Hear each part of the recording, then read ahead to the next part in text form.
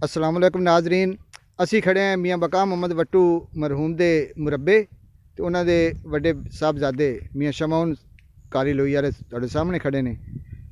उस बाद अज़हर खां ते अगू मैंबर साहब खड़े ने तुहाडे नाल। ते इत्थे पिछे पुराने वक़्त दा हाल पंजारी डगे सारा कुछ इत्थे मौजूद है। ते अलहमदुलिल्लाह 6 मुरब्बे दे मालक ने, ट्रैक्टर शैक्टर सारे चीज़ां रखी हुई ने, लेकिन शौकिया तौर पर ये हल जेह्ड़े ना डग्गियां नाल ये वाहते ने। ये खेत ही रखे हल रखे। मियाँ साहब है थोड़े हल दे सारे बारे दसो जी सर। ये जी लंबी चीज़ खड़ी है इनू हल बोलते हैं। अच्छा, इनू हल बोलते हैं। फाला इसका किधर आ गया? फाला पिछे आ गया थोड़ा।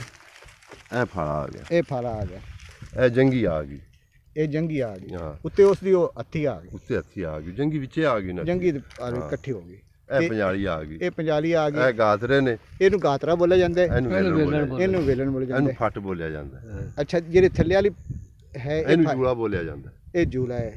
ये किलियां ने, हाँ ये किलियां ने नाड़े विच पाते ते बल चलाउण वास्ते, बल चलाने वास्ते। ये जी सारा कुछ दिखा दिता इन्होंने माशाल्लाह।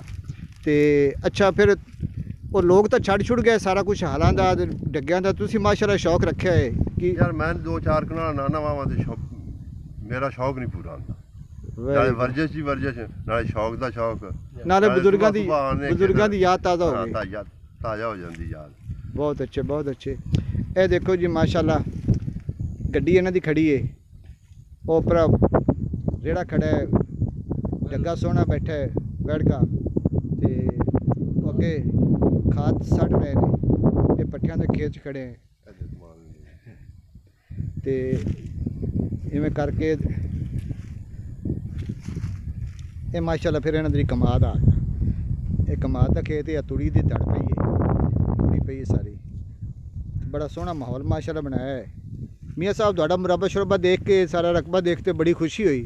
तो दुआ करने अल्लाह ताला सलामत रखे तुहाडे शौक नूं। आमीन सुम्मा आमीन। अज़हर खान, नूर अहमद साहब, तुसीं कोई भी समान बढ़दा बहुत कुछ